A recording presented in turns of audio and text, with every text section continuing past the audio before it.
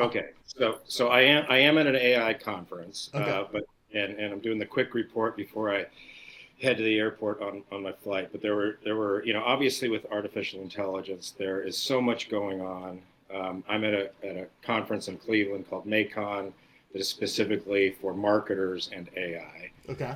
And there's a lot to digest after a couple of days, a lot of amazing things. But I think the three sort of top of mind takeaways that were across all the sessions are speed. Okay. Everything clearly is moving at light speed, and incredibly, even the presenters who are at the top of their game in certain areas, particularly video, are talking about their best practices and saying they're getting disrupted for things that they just produced weeks or months ago. VO3 dropped, Sora 2 dropped, or what have you, and now they're saying their processes are being disrupted. Okay. So the key insight to that I loved, someone said, live in the tools. Like, you Okay. just have to be, the more hands-on and the more you are in there dealing in real time with the versions and the upgrades and the new features and the new guardrails or what have you. Yeah. That's the game. That's the game right now, to stay with the speed, which is just be in the game. And, Live and in- and what's an example of a disruption? Meaning, like, what were they doing that was working that all of a sudden is no longer working? I'm assuming that's what you mean by a disruption, right? Yeah, yeah. So, a competitive advantage, and video is the easiest one to look at because a Yeah. year ago or even, months Yeah. ago, 6 months ago. Yeah. yeah, and so, one video guy, PJ Asaturo, I think he goes by PJ Ace. So Okay. PJ, he kind of broke out with some viral videos that he used. I don't remember if it was Sora One or Right. what have you, but he went from sort of um, uh, fun playing around with some of his hobbies Okay. and producing a video that went viral to, I want to say, within a year, having a fully fledged production studio doing Super Bowl ads for Whoa. Okay. clients, and nearly studio grade. And you Wow. just see the video he produced a year ago looks phenomenal. The video of today or recently is even that much better. Wow. And but the way he did it, and storyboarding, and going from a guy in his pajamas, messing around with it for a few hours and a few $100 to a a team that largely looks like a studio team. There's a director, there's a writer, Right. with only a couple. There's storyboardists with only a couple sort of AI specific roles on it. Yeah. It's phenomenal. It's just phenomenal how fast it Yeah. is. So one of the Second, other things you mentioned was human to human. yeah. So this is the other thing. I'm at an AI show. Everybody's concerned about artificial intelligence. It's going to take our jobs, and the robots are going to take over. Huge theme is human to human, and one of the examples was, so I'm based in Silicon Valley. Obviously, a vast majority of the artificial intelligence sort of core frontier model, billions of investments that you hear about are going into that local area, right? It's where OpenAI is, it's where Sure. Meta is, and all of that. But the trend is, there's like 200 meetups a week in San Francisco alone, Whoa. and you might recall this better or more viscerally than me. The old hackathons where have a Yeah. bunch of computers in a room. He's like that. That's those are thriving. So the folks at the forefront of AI development are Yeah. getting together in person, at kind of unprecedented rates. Some of that, I think, is recovery from the COVID era, this post-COVID thing. People Sure. get Yeah. Maybe it's sort of together. like Yeah, catching up. Uh huh. yeah. But even here, I'm here with 16 other, AI enthusiasts. It can't you can't replace the human. It's becoming Right. that just isn't going away. And if you are in the space and interested in staying in the space or getting into the space, I can't you can't overvalue the local. Go to your, go organize one or watch for them or attend one, but getting together in person with other like-minded people who are pushing or at the forefront of interest in AI is a huge trend at the moment. Gotcha. And we're in MAICON 2025, so it's Q4 of 2025. At the moment, if we're not looking at yeah, depending on when you're watching this video, it may be completely outdated. Yeah, so, likely will be. Yeah, no, within weeks. Now, and I've kind of long sort of harped on this, I guess, if you will, since the beginning of AI, is that one of the effects of AI is that the value in society is shifting away from sort of the numbers and the analysis. It's not gone yet, right? Like there's still a ton of that going on. Some of that's being done by AI, but the value that is shifting more towards the extroverts and the people with degrees in humanities or something like that, right? Rather than maybe engineering, but it's because getting together, like the actual value is that human on human interaction. It's not the tools like AI speaking to itself over the dead internet, right? It's more of the real value in any sort of organization is created when people actually connect directly and there's some sort of let's call it emotional or moral connection between two living beings instead of just the fruits of our minds, which could be numbers and digitally represented. I think there's a deep dive for us to do. Yeah, we're gonna talk about that after I get when I'm not getting kicked out of my room because I'm checking out. But yes, that's a whole other area about the humanities and the liberal arts and what the large language models are opening up. But that human, that again, human connection and the organic, trading of ideas and things happening in real time, part of which is access into this digital world, but also, amongst us living meatware folks. Meatware. And then the last one, or wetware, is that was called? I don't know.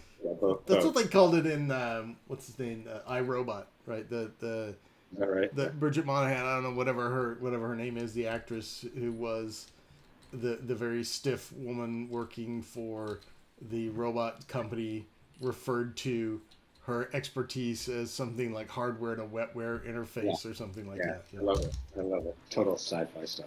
Okay, then the last thing is, if you're feeling left behind, I think it's important to really expand your mind outside of the bubble that you might be in if you're familiar with AI. Overwhelming themes, because there's speakers that are coming in from sort of ancillary or just, again, AI covers everything, but we're in high tech. We've been in high tech. I'm in Silicon Valley. If you are interested in AI and feeling overwhelmed, and even if you're watching this podcast or you're listening to podcasts around AI, you're at least in the top 10%. Some are saying 5%. Some are saying 1%. Yeah. But we are so early, and the ramifications and the impact probably can't be overstated. It's going to be intense and amazing and significant. Some call it the most significant, perhaps, technology revolution that we'll have in our lifetimes and among humanity, period. But if you are at even somewhat literate or curious about AI, and you've opened up and chatted with LLM and created something, you are well ahead of the majority of the population, to the extent that the sort of public service announcement in there is share your knowledge, educate others. United States is trailing on the education front in terms of AI, no surprise. So if you do have knowledge, make sure that you are passing it along, educating children, educating family and friends, educating your peers, because you might feel that it's everywhere, but we are definitely in the front, in the early stages of adoption. Yeah. So okay, that's great. Well, I don't know that we want to press it and get you kicked out of your room, but overall, let me Let's ask you: would you yeah. say that? I mean, you're at this AI convention. Everybody's talking about AI, and is it focused on like agencies, or you're just focused on agency, and this is more of a Agent, broader? agencies are a big part of it. It's probably a sub unit Okay. of the overall market. So I'm with it's the Marketing AI Institute. I'm here in Cleveland. It's Uh-huh. founded by Paul Raitzer. Paul Raitzer and Mike Kaputz have a podcast uh, associated with Smarter X and the Mm-hmm. Marketing AI Institute. So it is marketing focused. Yeah. Agencies are a big part of it, but there are large brands here. I saw a woman from McDonald's speak Right. yesterday. Um, so it's not just agencies; it's marketing and beyond. Oh, Writers, content marketers, that sort of thing. okay. So quite a wide variety of industries and folks, and maybe at even different levels of the organizations and different sizes of For sure, organizations. Yeah. for So sure. That's a whole other angle around C-suite versus practitioners, and right. the politics and dynamics of that is a whole other thing to So take how would into it. you describe like the overall mood of the conference? Like, do you feel like people are super excited about the AI future? They're afraid of it. They're is it like upbeat and excited, or is it sort of, oh my gosh, like Uh, humanity's going to go through this and it's going to suck? Like what no, would you say is the overall impression? overwhelmingly optimistic and positive. I liken the energy. You and I think, met, in Mm-hmm. the e-commerce space. I used to go to eBay Live, so auctions, and That's where pay we probably, met. yeah, you're going to pay somebody with an email. It feels very much like that energy that Yeah. something's coming. There are the concerns are very real. Yeah. Nobody is fooling themselves that there are enormous risks involved. Yeah. But as a community that's coming around this area of artificial intelligence and how it's going to impact um, marketing and advertising and all those things related to it, it's incredibly optimistic. Feels the speed is discombobulating. It's Yeah. everyone's like not sure how long or how rapid this competitive edge is going to last, Right. and it's not. Oh, what are you gonna be doing 5 to 10 years? It's like no, we're talking. What's going to happen in a year and a half, a couple of years, six Oh, months, but overwhelmingly positive. yeah, Overwhelming. yeah. Like everybody that I've spoken to that, and I would say, one of the areas of adoption has definitely been sales and sales outreach, and Yeah. especially like cold outreach. Those folks are just telling me that you get a month, 2 months. Like if you are able to develop a strategy that gives Yeah. you some sort of an edge, you know, by the time you actually realize that you have an advantage and it's making an impact, it's been outdated, it's been superseded, and so Yeah. you constantly have to, it's like Live in this the tools. Live in leapfrog the tools. everybody. Yeah, and again, the way to do that is not by planning; it's by being in there with, In the tools. because Yeah. things are being pushed to you, and the capabilities. I mean, you hear about releases and launches, and all those Yeah. are, but it's almost a living thing behind there. So the way to think, that's why again the human part, thinking creatively. One of the filmmaker was saying, look, I use ChatGPT for ideas, and some of them are great. 99% of them Suck. Yeah. are some, but it takes his decades of industry experience and storytelling Yeah. and what appeals to people and what not, and trends change and tastes change, and so that's the thing. I think even sort of to a certain degree with the Right. sales and marketing, you've got to be, it's alive. You've Yeah. got to constantly be iterating. Yeah, and I rarely write anything of consequence without some sort of intervention from Yeah, a Chat GPT or a Grok or whatever model I happen to be working with, including code, right? So yeah, even though I'm not a big fan of the way that AI codes, and I don't think vibe coding and that sort of thing is really providing much value right now, yeah. I do think that it can provide some value, and you really have to kind of figure out, with your code base and with your particular project, what that's going to be. because it will help you now to run faster, which is amazing. Like if you look at interviews, I'm thinking of 15 months ago.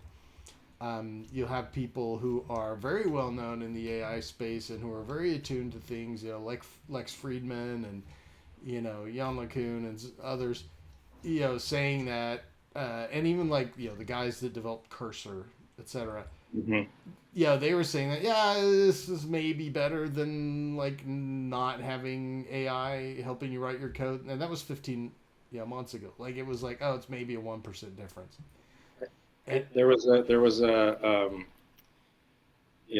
scientist, cosmologist. Anyway, he likens it to. I mean, there's a lot of themes there, but if you're not you should be using it. It's like having the telescope and saying, well, I should be using my naked eye to see the stars. It's like, no, this is technology that's going to help advance your vision and help you see better. And so I think if you're not using it, you need to be. I'm going to run, Paul, because okay. I'm over my time. I can hear some activity suspicious activity in the hallway. All right. Well, we'll make sure you don't get kicked out. They don't have to call the police. But thanks again, Christian. And again, the name of the conference is MAICON, MAICON. It's put on by the Marketing AI Institute, based in Cleveland, Ohio. Okay. And it's been a fantastic. And you're Christian Hamilton, and your company is Acoustic Orange, and I'm sure people can just look you up that way. Yeah, I'm on LinkedIn. That's probably the best place to check me out. Yeah, and I'm Paul Byrne with Rizzolio, and hey, this has been a great conversation. Thanks, Christian. I look forward to our next podcast. Me too. All right, thanks.